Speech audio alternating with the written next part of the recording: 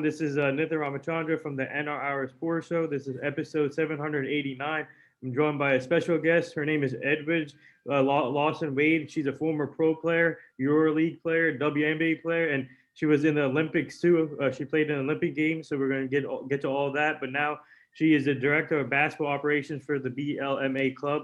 So we're looking forward to this interview. Obviously, she's live from France. And how are you and your family doing so far during this tough situation? And how is it down there so far in France?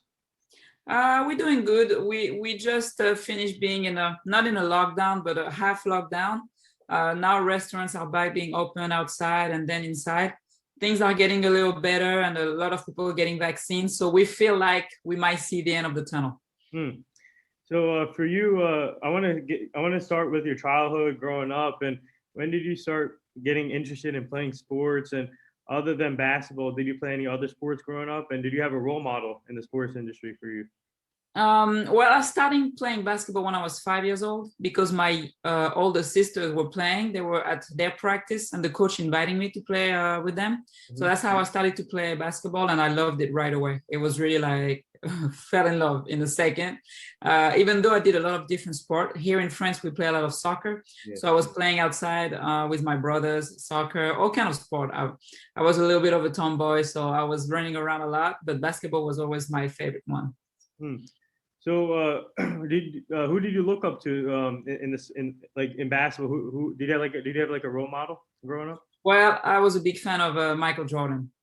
Oh wow, yeah. So I want to ask you though, what's it like representing your country in France and being able to play for your hometown and wearing that jersey where it says France on it?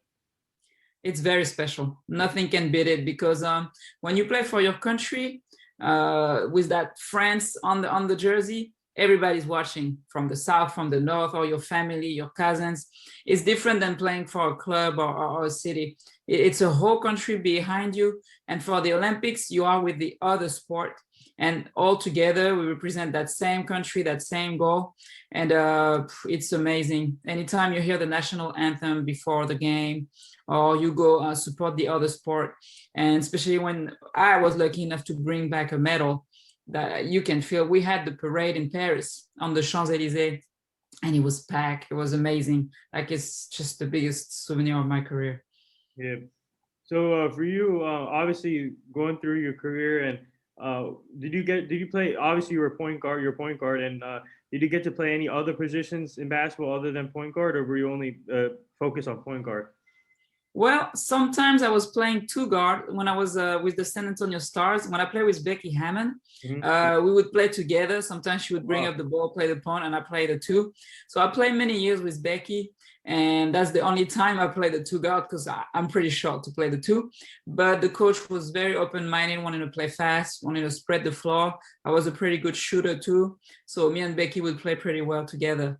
So mostly I would say 90% at the point guard position, but anytime I play with Becky Hammond, it would be like a two guard situation. So for you, what were the main things that you learned before you got into the WNBA? What were the main things that got you to the WNBA? Well, the WNBA, everybody's so fast and so good and so athletic. In France, I was pretty fast. I could get to the rim, but in the WNBA, everybody's fast also, and they can block shots. So I would never be able to make it if I didn't work on my outside shot. And it's actually at the World Championship, I met with the USA coach. Back then it was Ann Donovan. And she told me, if you want to make it to the league, you got to work on your jump shot, you got to work on your outside shot. And that's what I did. And that's what allowed me to have some playing time. So obviously you started your career with the New York Liberty, and how grateful are you that they gave you the first chance to start your WNBA career? And what was it like playing in New York and coming from a different country? How did you adjust? What was the adjustment period like for you? It was hard because everything is different. The culture, the language, how fast the game is. Some of the rules are different. The rule of the timeout, for example. So it was tough, but it's still basketball. It's still one ball, 5-on-5. 2 baskets. So it was okay. It was a lot of fun. It was incredible to be in the Madison Square Garden. And it was a good experience. It was a short experience for me with the Liberty, but it was still a good one. And also, you went from the Liberty to Houston Comets, Seattle Storm, and obviously Silver Stars. But describe for you, how tough was it for you moving from team to team, and did it get easier at some point after the Liberty New York Liberty career? Did it get easier for you with all the movement going on?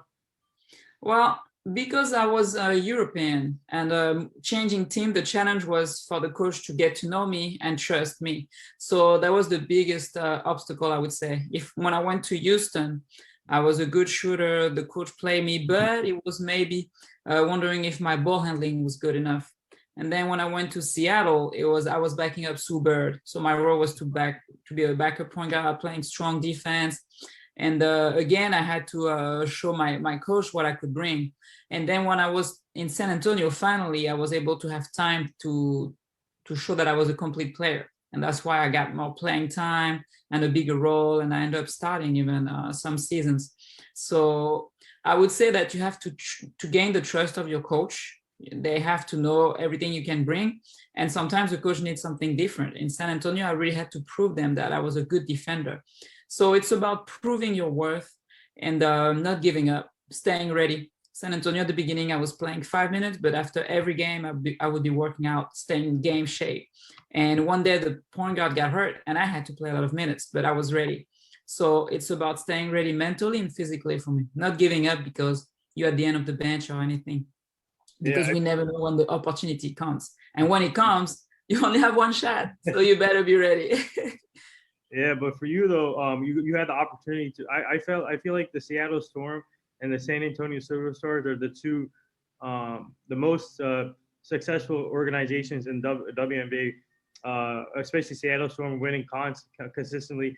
But for you, I want to ask you, what was it like playing with a player like Sue Bird in Seattle, and she's still going at it, she's still playing, and she's one of the best out there. Yeah, well, me and Sue were friends before I played in Seattle because she was playing in Russia when I was playing in Russia. Okay. And we would be against each other. We were playing in both of the best teams. So we became friends like this. After playing with her, it was really cool because she's a very smart point guard. You can learn from her. And when I see her play now, I'm just amazed. I'm like, how is she still playing?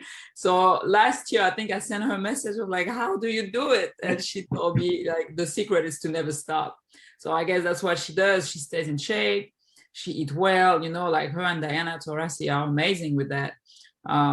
So Sue is a great player and she's so smart. And now she also pay attention to her body so she can play. I don't know if she's going to play until she's 50, but she can still play and maybe win a championship, like that's crazy.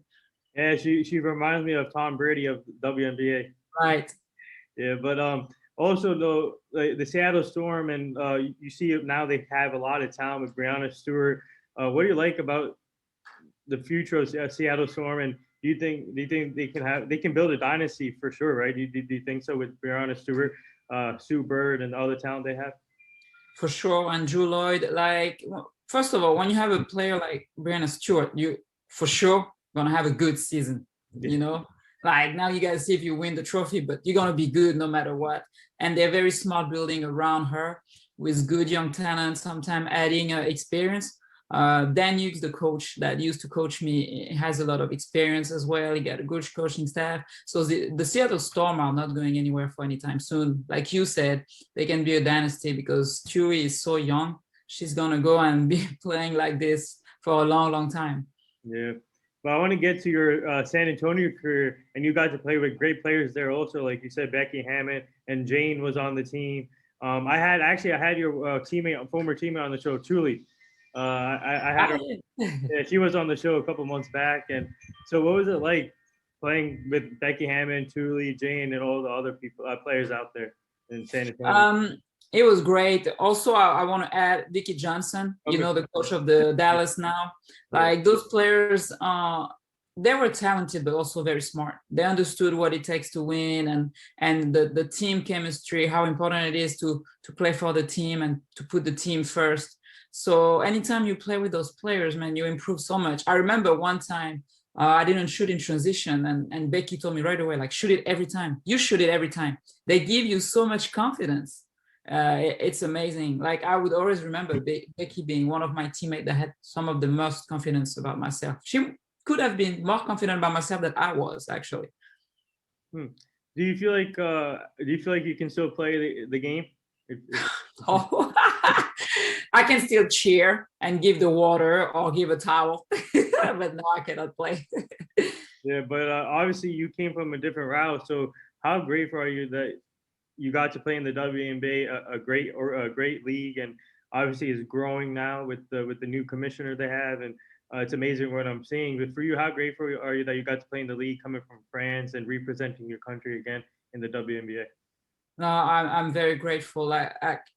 It's hard, like it's a dream, then it's a goal because you feel like maybe you can achieve it, but it's hard because it's not that many teams. So you got to be one of the best in the world to get there, and then you got to get your playing time because everybody wants it. Like the first time I got to San Antonio, the starting point guard when I was at the first game, she said really loud so I can hear it. It doesn't matter who they bring. I'm the point guard here. But it's someone after we became very close friends. But you want to keep your spot. Everybody's very, very aggressive about it. So once you make into the league, you still got to keep your spot. So for me, being able and play that many seasons, I'm really happy. I'm really proud of it. Hmm. So before we get to the stuff you're doing now in France, take me back to the Olympic experience. Obviously, you represented France, your home country. What was the experience like in Olympics? And you obviously you guys won a medal. From the ceremony, the opening ceremony, where you go around with the flag and you see all the athletes. Actually, that's when I went to see Sue and Diana, so I could take picture with Kobe, with Chris Paul, with LeBron. So I got everything on my phone. Nice. And watching them play, watching Usain Bolt, the final of the 100-meter. Like the Olympics is so much more than just a basketball competition with the other sport. And like I said, you have the Olympic village. You see everybody, the Olympic cafeteria, you see Kevin Durant there and you see someone else there. And then you have the games where everybody's following you and cheering for your country. I think after the Olympics for maybe 2 weeks, I dreamt about it every night.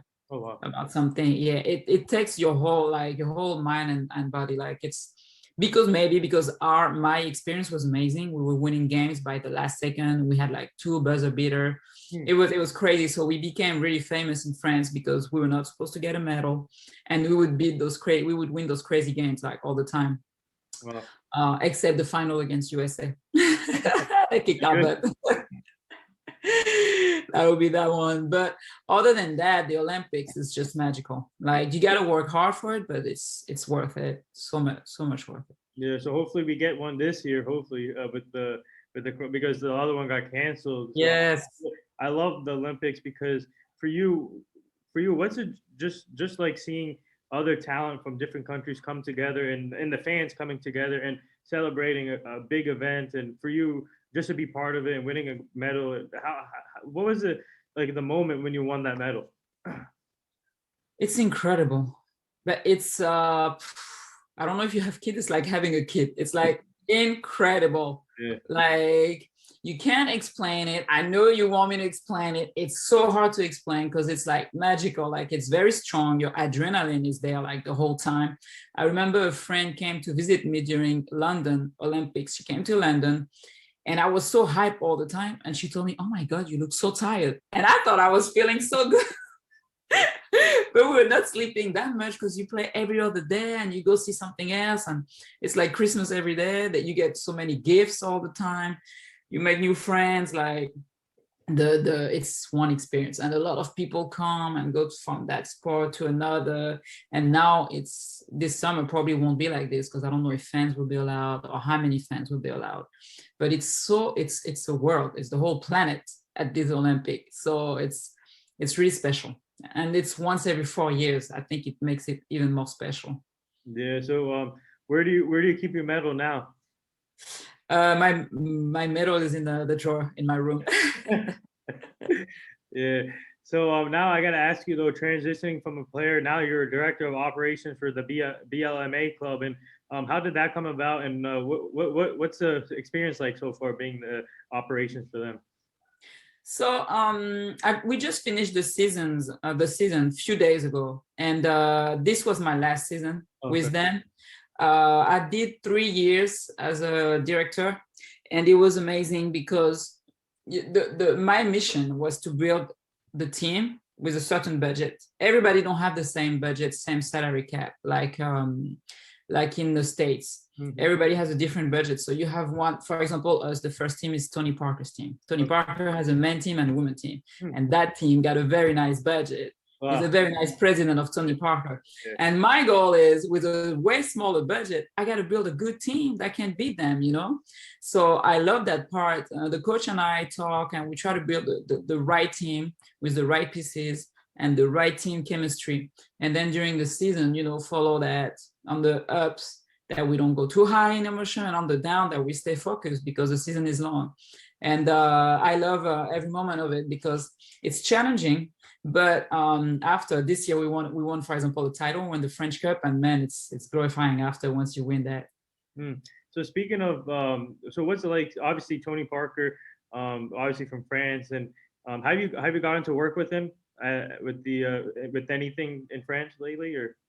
No, because we were like the rivals, the finals. We were very often against his team. My team would play against his team, but we would talk from time to time.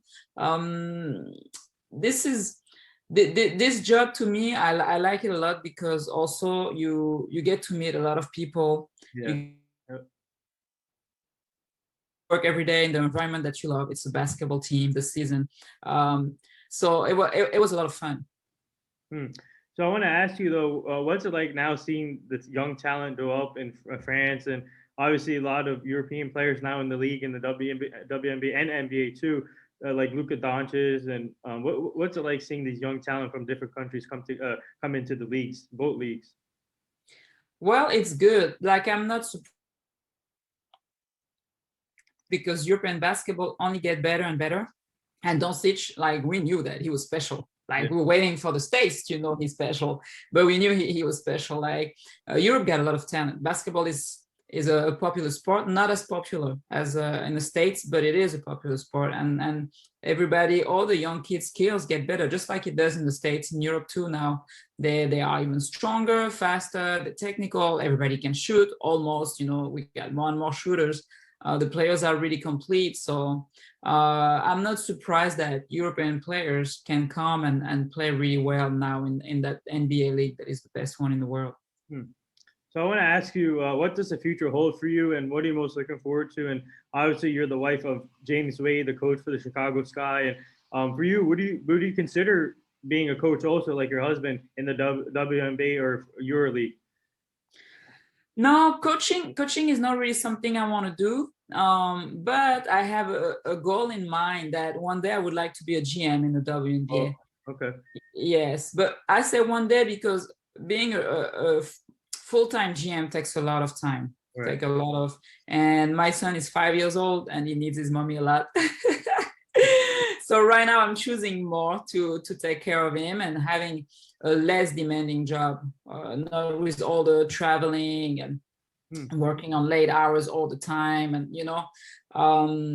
but I think James with the Chicago Sky, they're doing an amazing job. I'm very proud of my husband. I hope he's not gonna hear it, because he gets a big head sometimes. You gotta be careful. No, I'm kidding. But I think Chicago's gonna have a great season. Like, they had a great move with Candace Parker, but they already had a great team without Candace. So you're adding her. That's going to be a very, very good team. So I love to support them. I love to talk to James after the game. This morning, I woke up at 5:30 in the morning, and I watched the game, and I told him about his team, and we were excited to talk to each other because his team looked good. His team looked really good. I love the WNBA. I love the way the league is improving. I love the way the players are playing. I think the talent is amazing. So one day I work there.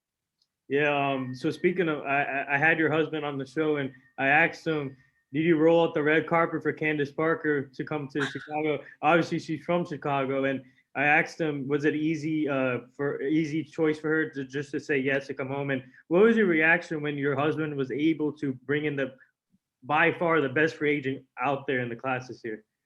It froze for a second. Oh, You said, was it easy too? can you hear me?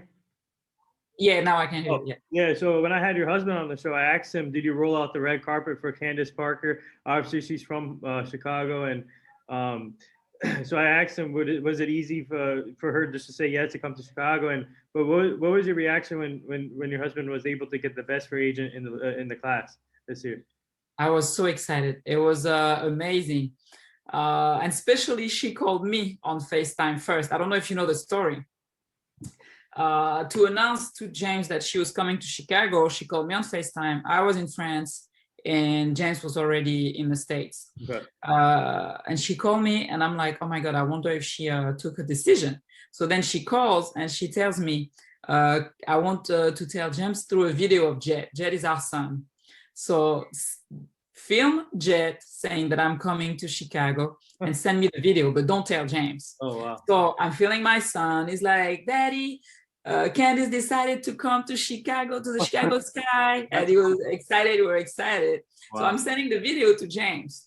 Then 10 minutes later, James called me. So I'm like, oh my God, did you see? And he's like, what?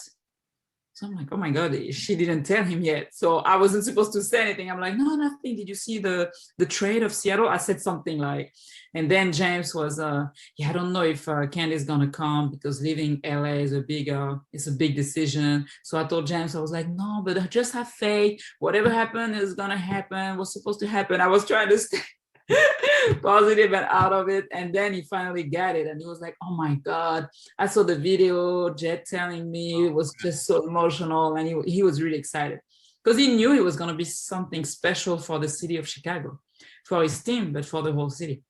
Yeah, that's amazing. That's an amazing story right there. I didn't know about that one. He didn't tell me that story. But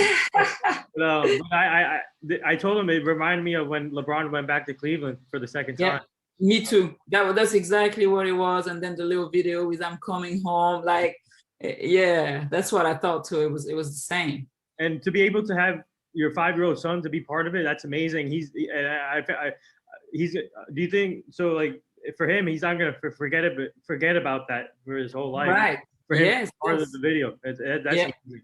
That is amazing. But I want to ask you though, being a former WNBA player, and what do you like about the growth of the league now, and obviously a new commissioner with Kathy, and also the development with all the young players and like Sabrina Iasco from your former team, and what's it like seeing the growth of it with the WNBA? It's amazing. I think they're doing a great job at growing the league. Like we can see that the audience, I don't know how you call it in English, but on TV is growing up only more and more. We can see now also that the men are part of it, like the NBA, the players wear t-shirts, wear sweaters, fight for women basketball to be shown more on TV, or that media talk more about women basketball, so the league is growing and a lot of people are fighting for it. Not only the players, because it used to be a little private fight. Now it's everybody in it. And I think the league is doing a good job at being open-minded on what to do and how to help players and how to make the league grow. So I think they're doing a very good job. Yeah, so for you, and also another topic that everyone should be talking about, I'm a big advocate in this, women in sports. Some of my co-hosts that work with me, they're female too. And what's it like seeing the growth of women in sports and seeing your former teammate Becky Hammon having successful as assistant coach with the Spurs? Hopefully she gets to be the first female NBA fully head coach pretty soon. And she's amazing. And what's it like seeing her succeed as assistant coach? And you have like, for example, Sarah Fuller, and then you have Sarah Thomas, first female ref. What's it like seeing the growth of women in sports also? It's very important because they pave the way for the rest of the young girls, the young women that wants to make it too. I will always remember when Becky was supposed to be announced as an assistant, because I stopped by her house, like we were so excited. And now she proved that she was, they were right to give her that role. And now she proved that she's a very, very good assistant. Now I'm hoping that she's finally get that next step, being a head coach in the NBA. That would be a great achievement, but also I think she deserves it. So a couple, I have a couple of quick hit. We usually do this fun little segment called the rapid fire segment on the show. Are you ready for this? Oh my God, I don't know. We'll see. So out of all the cities that you played in, what was your most favorite one? Los Angeles. Los Angeles. Um, favorite memorable game in the WNBA and Euro in France.